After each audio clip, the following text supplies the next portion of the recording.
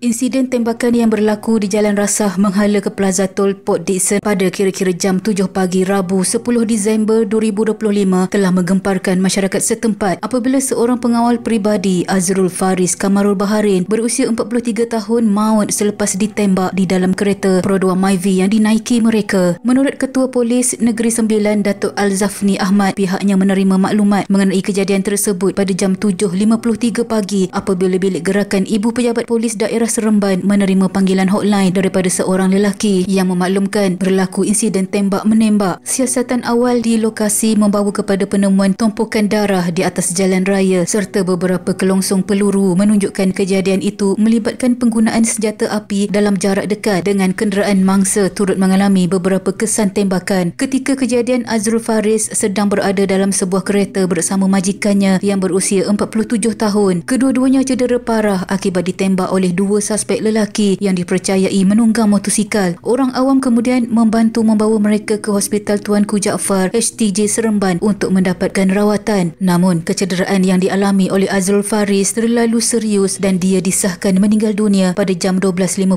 tengah hari Rabu 10 Disember ketika menerima rawatan, manakala majikannya masih dirawat kerana kecederaan parah dan berada dalam keadaan kritikal.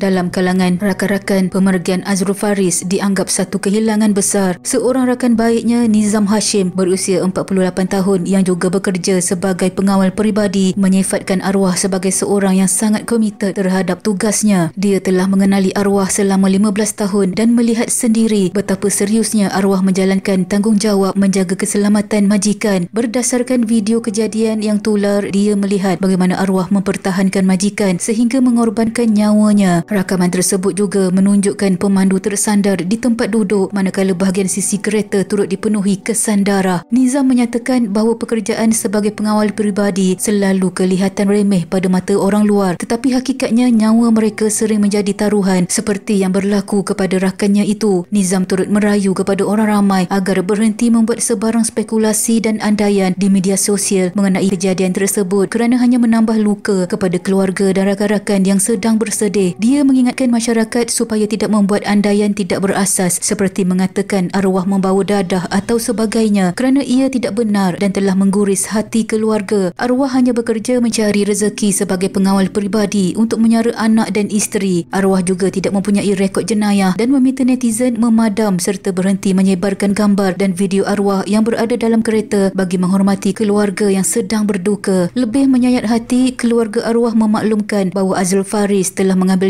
cuti pada hari Sabtu 13 Disember 2025 kerana dia merancang untuk menghadiri majlis anugerah kecemerlangan anaknya yang berusia 12 tahun. Namun hajat itu tidak tercapai selepas insiden tragis tersebut meragut nyawanya. Arwah meninggalkan seorang isteri dan 5 anak berusia antara 8 hingga 21 tahun. Menurut Nizam, arwah tidak pernah memilih kerja dan sentiasa menerima tugasan demi mencari rezeki buat keluarga. Meskipun kerja sebagai pengawal peribadi sentiasa berisiko tinggi.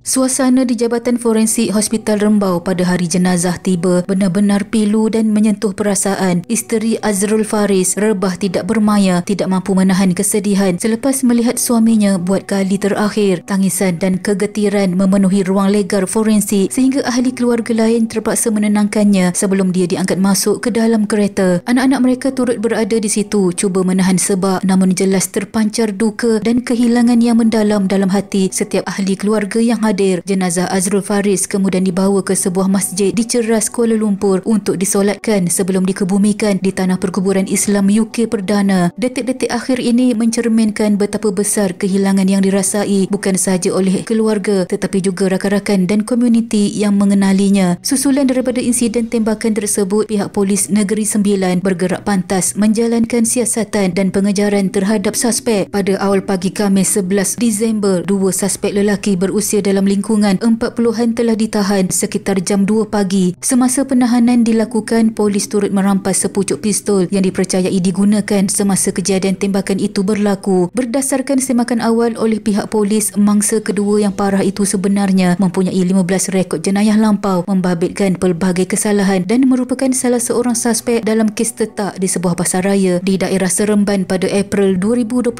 Tidak lama selepas itu, pihak polis mengesahkan bahawa seorang lagi suspek telah ditahan pada hari yang sama, menjadikan jumlah keseluruhan suspek yang ditahan setakat ini 3 individu yang berumur antara 30 hingga 40-an dengan tangkapan dilakukan di 3 lokasi berbeza termasuk Nilai, Seremban dan Port Dickson. Semua suspek telah dibawa ke Mahkamah Magistrate Seremban untuk permohonan reman bagi membolehkan polis meneruskan siasatan lanjut. Mahkamah telah membenarkan perintah reman selama 5 hari terhadap kesemua suspek bermula 11 hingga 15 Disember 2025 di bawah Seksyen 302 Kanun Keseksaan kerana membunuh dan Seksyen 3 Akta Senjata Api penalti lebih berat 1971.